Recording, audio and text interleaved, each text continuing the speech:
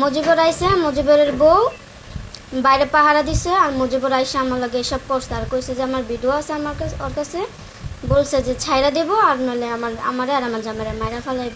আমার ডাক দিয়েছে রাতে 3টা বাজে। ডাক দেওয়ার পর আমাকে বলতেছে যে আমি না একটু বাইরে আস। পরে আমি বাইরে আইসি, আমাকে এত রাতে আন্টি ডাকতেছে একটু যাই।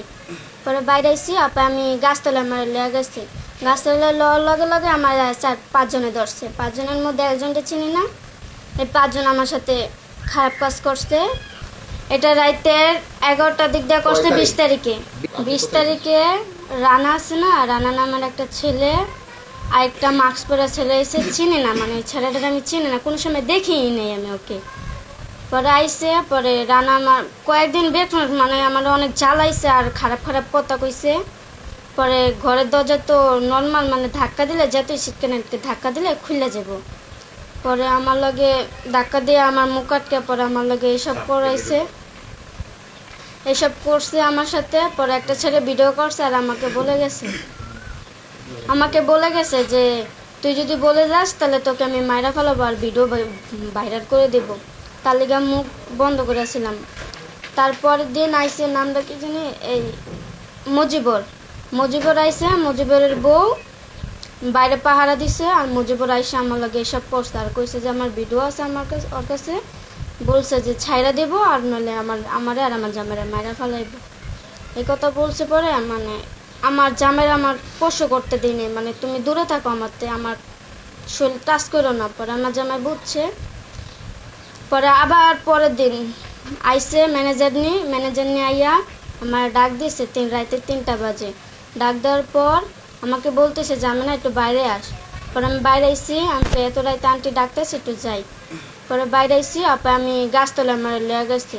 গাছতলা লগে লগে আমার 4-5 জনে ধরছে। 5 জনের মধ্যে একজনকে চিনি না। এই 5 জন আমার সাথে খারাপ কাজ করছে। খারাপ কাজ করার পর আমার মাথায় বাড়ি মারছিল, আমি অজ্ঞান হয়ে গেছি।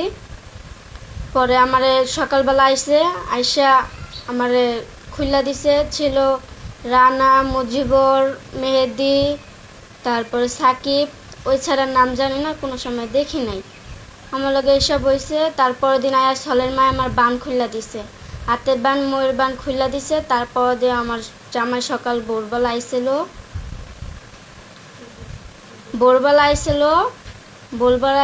এর মধ্যে আমার জামাই আমার মানে টাচ করতে ধরছে। এর মধ্যে আমি আমার জামাইরে কাছে যে তুমি দূরে থাকো, আমার এই জায়গায় মরম, তুমি আমারে এনতে লইয়া যাও। আমার জামাই কো এই জায়গায় কি এর মরম, তুই আমারে কো। আমি কো এই জায়গায় মরম আছে আমার, তুমি আমার এই জায়গাতে লইয়া যাও। পরে আমার বাইরে ডাকাইছে। পরে আমার বাইরে কইলাম ভাই এরকম আমার লগে এইসব হয়েছে। একবার আইসে রাতের 11টা, একবার আইসে রাতের 1টা, একবার আইসে রাতের 3টা, এরকম হয়েছে আমার সাথে। পরে আমার ভাই কী করলো, আমার ভাই আর আমার জামাইদেরা ওদের মারলো।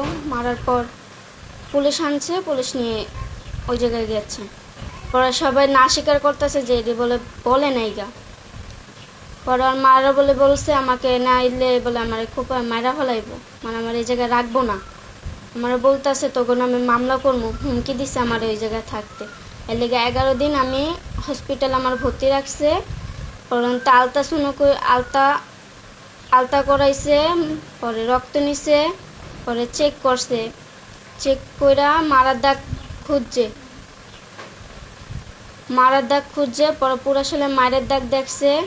পরে আমার সাথে পরে কোর্টে নিয়ে গেছে। কোর্টেতে ছাড়তেছে না, বলছে যে আমারে বলে ইয়াতে পাঠাই দিব, কাশিমপুর ইয়াতে কারাগারে পাঠাই দিব আমাকে যদি এনতে না ছাড়ি। পরে আমার কইছে যে তুমি তোমার মারে চাও না, তোমার মারে চাও না। পরে আমি কইছি আমার মারে চাই আমি। পরে নেওয়ার পর দেখলাম কয়েকজন আমারে দেখে কিরকম জানি করতেছে।